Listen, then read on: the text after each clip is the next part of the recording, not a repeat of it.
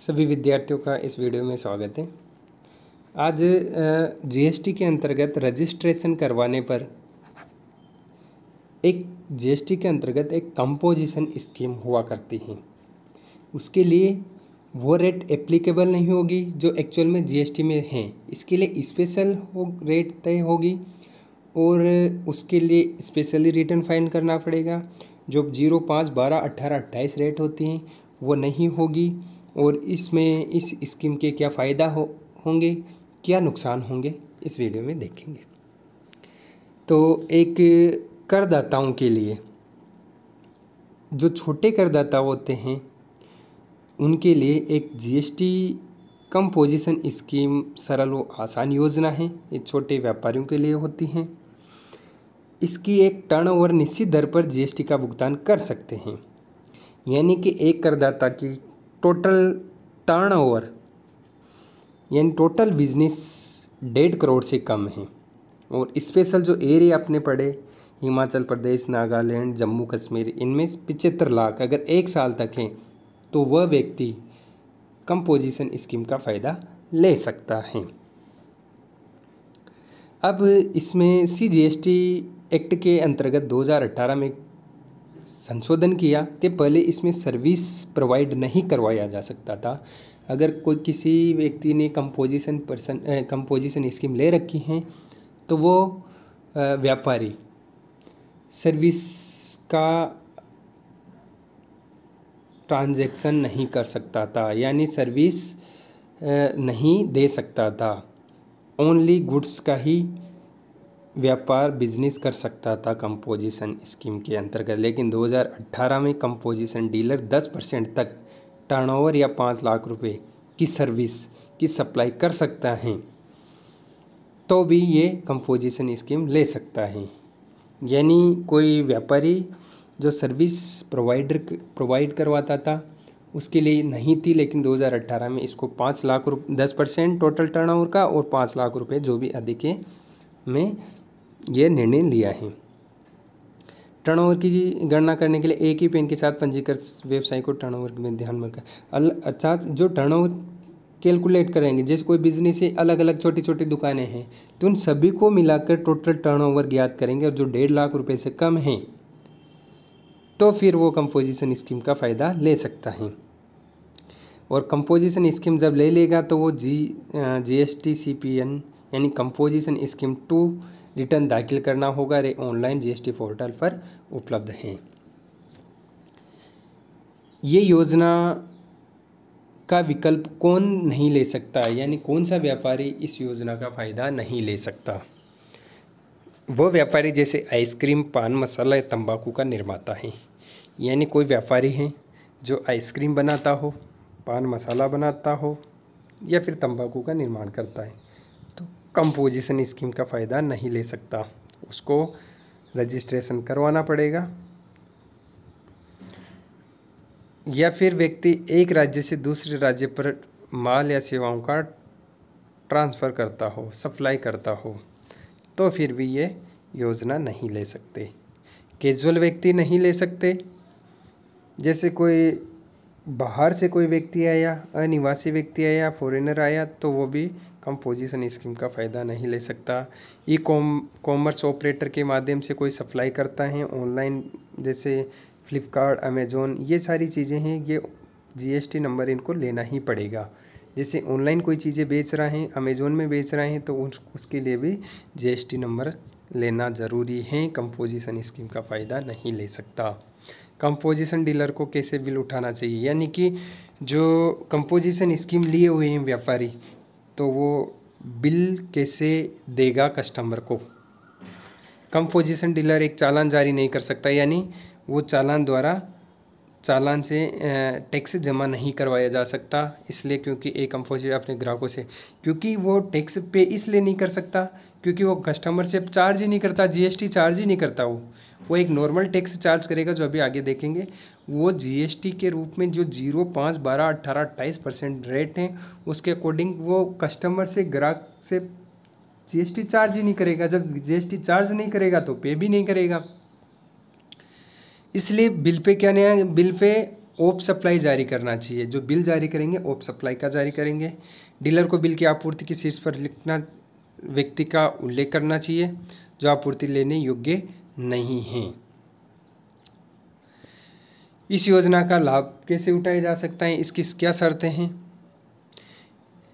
यानी कि ये कंपोजिशन स्कीम लेने वाला व्यक्ति इनपुट टैक्स क्रेडिट का दावा नहीं कर सकता। यानी किसी रजिस्टर्ड पर्सन से कोई माल खरीदा है, उसने टैक्स पे किया है इनपुट रूप में, लेकिन आउटवर्ड के रूप में टैक्स पे करेगा, तो फिर वो टैक्स पे नहीं करेगा, न ही वो कस्टमर से चार्ज करेगा और न ही इनपुट टैक्स क्रेडिट का फ़ायदा लेगा।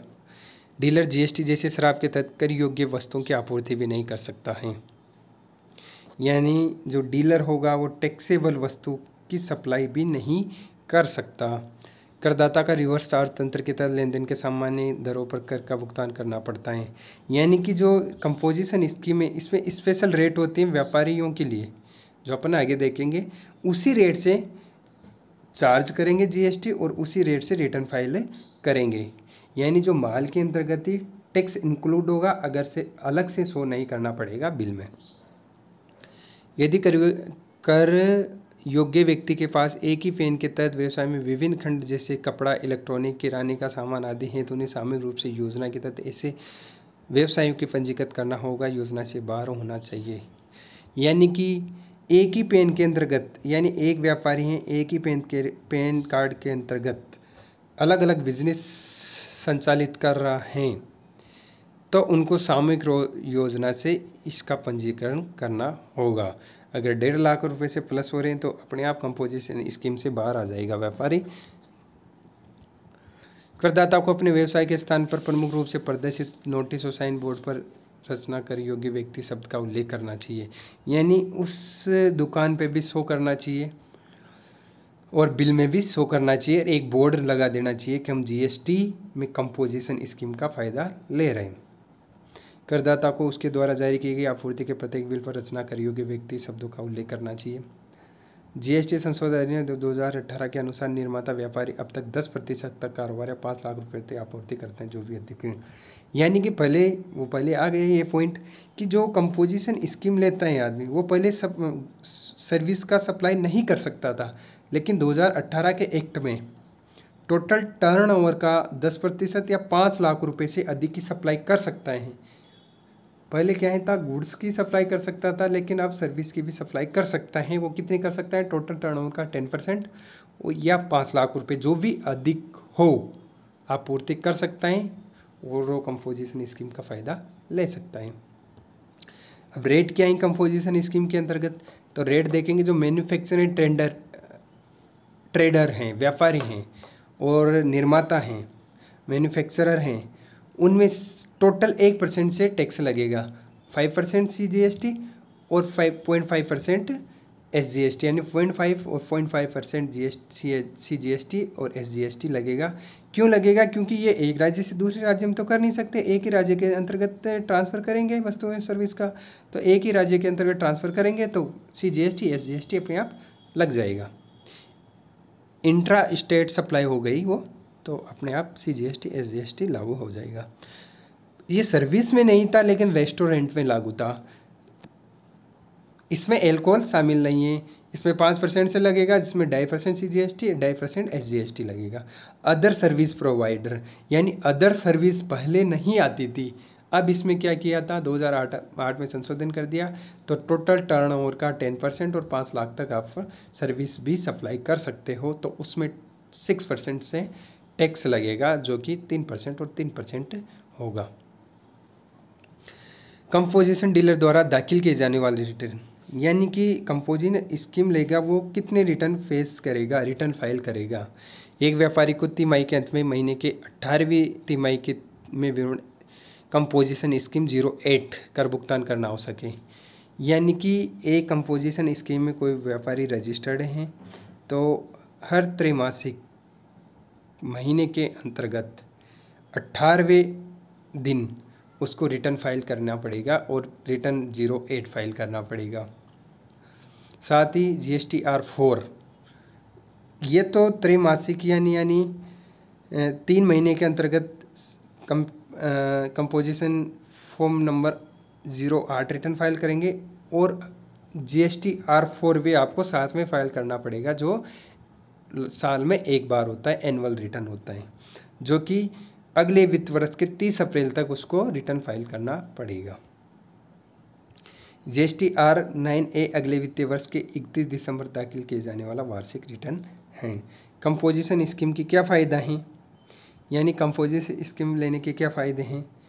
एक तो रिटर्न रिकॉर्ड पुस्तकालय बनाए रखना, चालान जारी करना आदि, यानी चालान जारी नहीं किए जा सकते, रिकॉर्ड आराम से रख सकते हैं। रिटर्न, उसमें बहुत सारे रिटर्न होते हैं, जबकि इसमें 4 रिटर्न तो ये होंगे और एक एनुअल, 5 ही रिटर्न पेश करने पड़ेंगे उसको।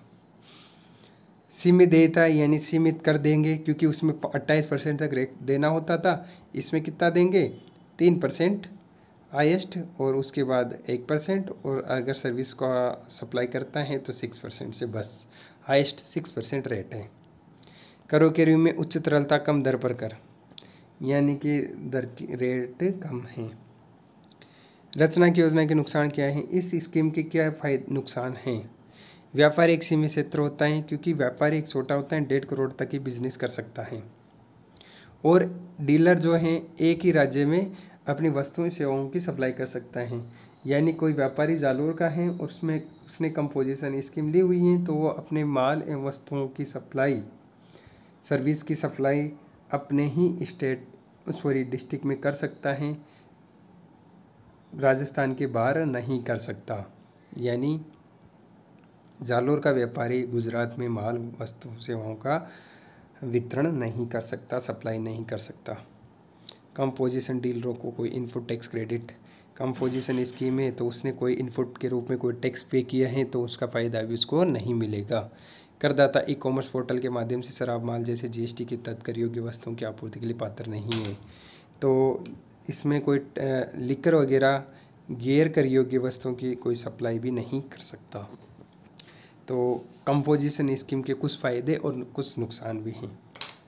ये छोटे व्यापारियों के लिए फ़ायदेमंद होती है, बड़े व्यापारियों के लिए रजिस्ट्रेशन करवाना चाहिए और उसको टाइम से टाइम रिटर्न फाइल करना चाहिए। इस वीडियो में इतना ही। Thank you.